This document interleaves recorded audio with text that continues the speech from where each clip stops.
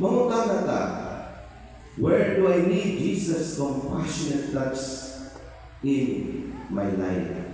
Asa pa ikinahanglan ang pagtandog sa Ginoo sa iyang kaluboy diha kanato?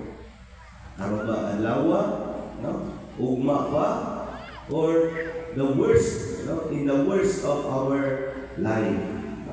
Unya, namutang obedience to God's will mean for me today. Saka, ibot pasabot, magiging obedient pagsunod sa Diyos karong adlaw.